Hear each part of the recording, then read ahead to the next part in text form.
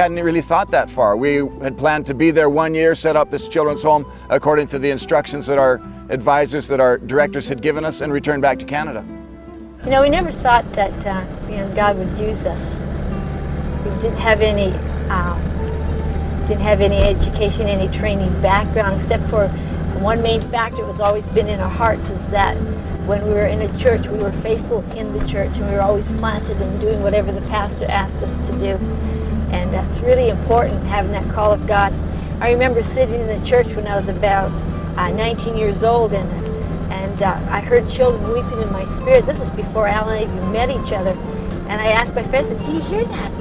And I said, "Hear what?" I said, "I hear children crying. Do you hear that?"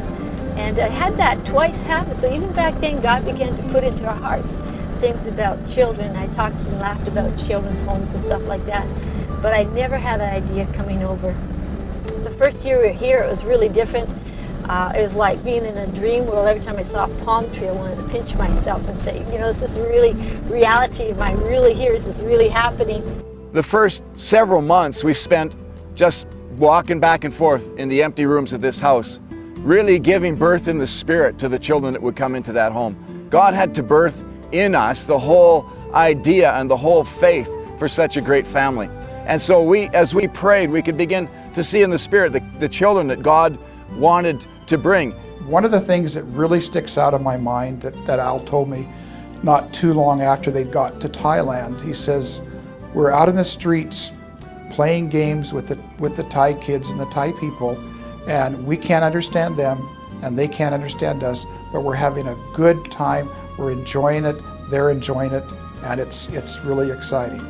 And that really stuck with me. You know, why would somebody, you know, go out and play with Thai kids and some Thai adults who were around if you couldn't understand them? You know, what was the point? But the point was to show them the love of God, to begin sowing a seed into their lives, that there was something about these people that was different than other people that you would see. And as we began to seek God and ask God specifically for the children He had called by name, we got connected with a Bible school. And out of that Bible school, we met a student who knew the needs of children in East Central Thailand. And these kids had come across through the jungles, probably from the Laotian border. Their parents had been killed as they fled communist fighting, and a lot of the children were killed as well. But the ones that came through, that made it through, having their parents been killed, they ended up in these refugee camps.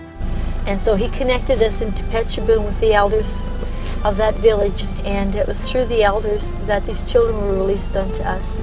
We gathered our first 5 children on our first trip, took them back home to Bangkok, where my wife and kids were waiting there to see these new kids that God was going to give us. When we drove around in this motorbike taxi that kind of had like some, I don't know, it's like hooked up to a little trailer or something like that, and there were bench seats on the side of it, and we'd sit in it and drive around the village, and we would pick up kids, and from there we would go back to where our truck was located, and we would shove everybody in the back of the truck and then drive back home.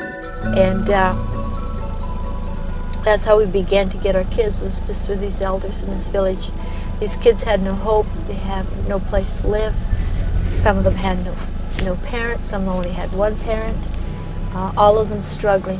And then it's interesting that once those kids came, we found out that in their own lives, several of them had been crying out to God, saying, God, send somebody. God, make a place for us. The kids that we had gotten were from the Hill tribes.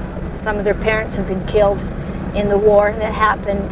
And they have tremendous stories, because one thing that was on our heart when we prayed and we said, God, we want this children's home, we want these kids. We had asked God, Lord, give us kids that you have specifically called by name. And some of these kids, the stories that they have are just amazing. Stories of Jesus appearing to one of our girls and saying, don't worry, I'm preparing a place for you. A story of Mai when her mother was killed on a landmine, and she had to raise her other 2 younger sisters up. You know, people say, well, that's not too hard. Well, try being 4 years old and looking after 2 other little kids underneath you. And she had a brother that was older than her. And one day she was crying in the hut. My sister was sitting in front of the fire. I was trying to sleep, but I couldn't because she was crying. So I went out to see her, and when I was talking to her, then I lift my head up and I saw something in front of me with white dress. You know, I didn't know who this was. And she said all of a sudden a man in white robes appeared to her in this dirt hut. And he said to her, everything's going to be okay. I'm going to take care of you. There's one day during the Sunday school at home, we had a teacher who teaches about Jesus every week, and also during the week too. And when I heard about Jesus more and more, I don't know how he looks like, but you know, there's one day this teacher, Sunday school teacher, came up with a picture, and she showed me this picture and said, this is Jesus, and he wants to help us, and he wants to live inside of us. And so when I saw this picture, I realized that it's the same man that I saw long ago. 2 months later, when she came in our house, she knew in her heart that somehow this man in the white robes was connected with us. Continuum will be right back.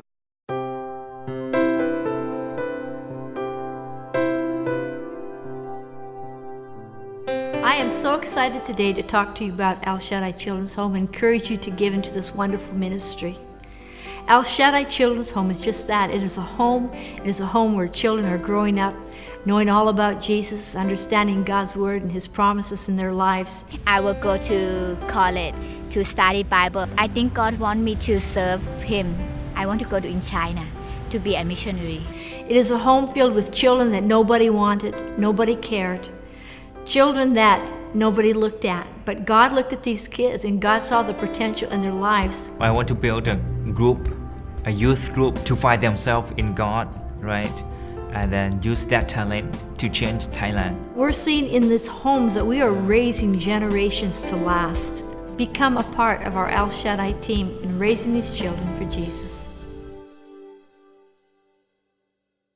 I mean, it was a little bit crazy. I can remember some things like us jumping from bunk bed to bunk bed, and Mom would tell us to stop, and me and Margaret would understand what she was saying, so we'd stop, but the other kids didn't, and they'd keep jumping around, and so she'd have to grab them one by one and sit them down, and no, try to communicate, you can't jump on your bed. We tried to thought, well, we'll go up to 16, and at 16 we thought, this is a fairly sized family for us to try to act as normal as possible, but it's so hard to say no.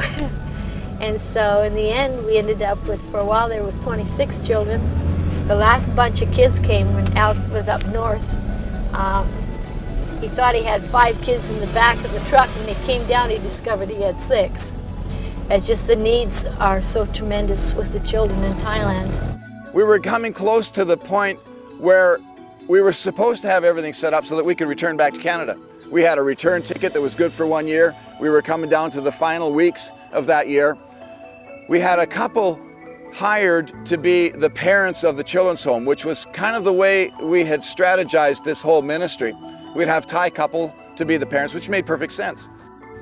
We tried to talk to them and teach them. They wouldn't receive anything, and we finally had to fire them, basically.